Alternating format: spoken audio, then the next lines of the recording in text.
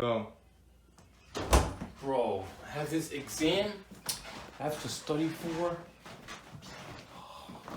School, man. بقى حبيبتي الله يا ست الكل قولي لي ها. So for every gene that you have. Yo, Mina. Yo, you wanna play some ball, bro? Mark, I really want to play basketball, but I have this really important exam that I have to study for. Okay? So please get out. Please. Okay, man. No, please. I sorry. need to study. I need to focus. Okay. Yeah, close the door behind me, Okay, please. okay, I'm sorry. Okay.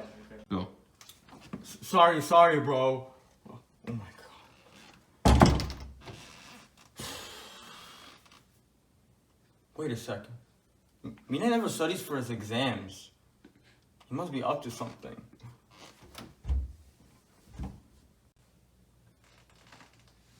I want to watch something funny. Oh, I know. Yes.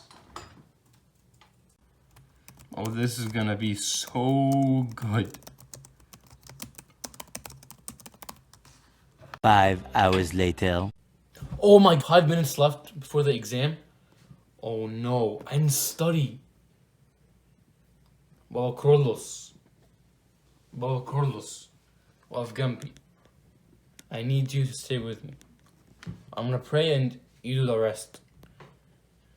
In the name of the Father, Son, and the Holy Spirit, one God, amen. Oh God, I didn't study well for this exam. And I do not deserve a good grade. But God, give me a good grade. So through the intercession of Saint Mary and Saint Pope Carlos. Amen. Yalla Baba Carlos. Yalla. Oh, I have no idea what any of this means. I need some help. Oh, I know the perfect person. Yes, my dad. Please answer, please. Yes, perfect. Hello, Baba, how are you? هاي مينا اخبارك ايه طلباتك Oh, you know me. Look, I have this homework. Can you help me with? homework دلوقتي انت يا ابني مش كبرت على الكلام ده Dad, it's your favorite subject. It's math. ماشي يا سيدي حاضر اوكي Okay, بقى بص بقى. في سؤال أنا مش فاهمه. ايوه يا مينا الانسر is 67. 67? Hold on a second. He's taking an exam right now.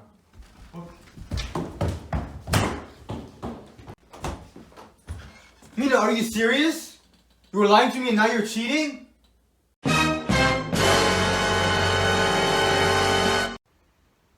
All of us at one time or another have found ourselves in a position where we were tempted to cheat.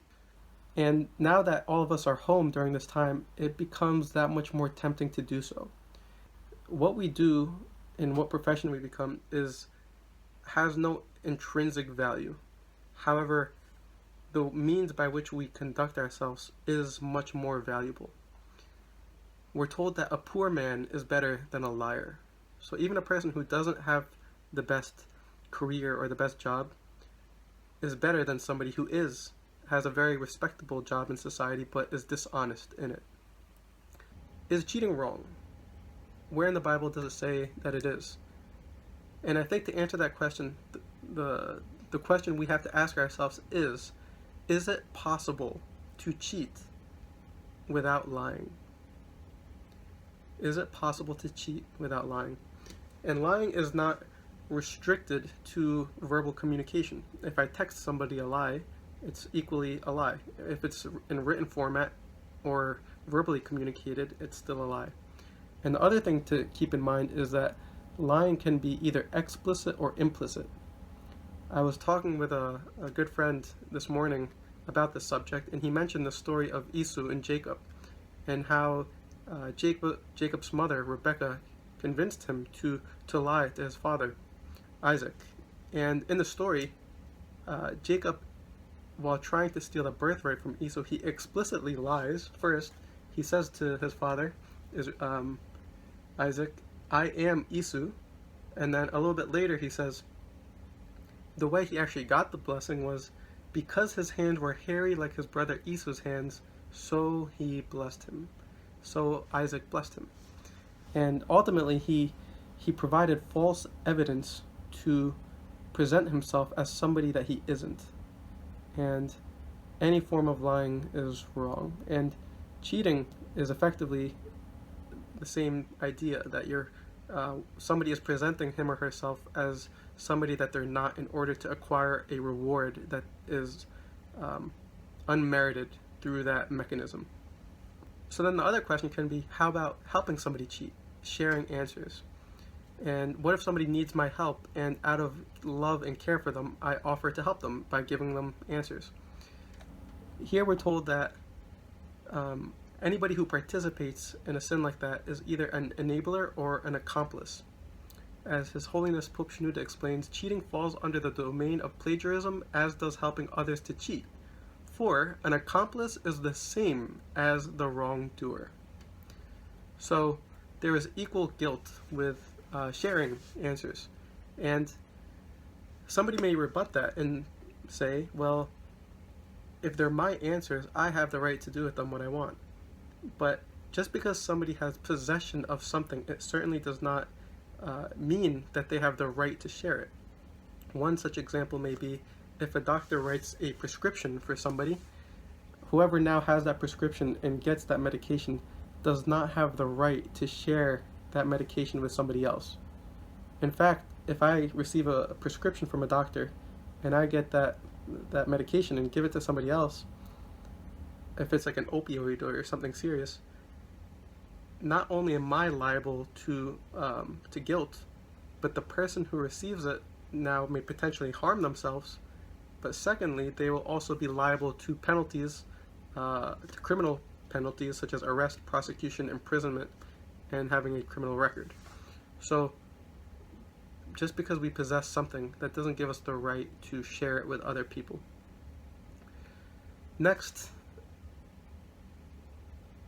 and oftentimes when we do cheat, maybe out of simplicity, we even pray and ask God to help us, which is actually impossible for God to help us cheat. We know if it's true that cheating is a form of lying, that would be the first premise. Second premise, we know that God cannot lie because He is by nature truth. So if cheating is a form of lying and God cannot lie, then that means God cannot cheat, and He cannot help people cheat because He is incapable of committing sin or anything contrary to His nature. And I think the most common objection is that cheating is not a big deal. Although it is true that there are different severities of sin and different severities of punishment, not all sin is equal. It's very true. However, what would you say to a boxer who says to you, in a boxing match, I am going to defend against all of the hard punches, I'm going to defend against uppercuts and hooks, but I'm going to let my opponent land every jab he throws at me? How ridiculous. How ridiculous of a mindset would that be for a boxer? If they allow their opponent to land their jabs, they're going to get fatigued, and eventually the uppercuts and the hooks are going to start landing, and they're going to eventually lose the fight. Likewise, we're told to catch the little foxes because they are the ones that spoil the vines. The little sins are the ones that end up breaking us down.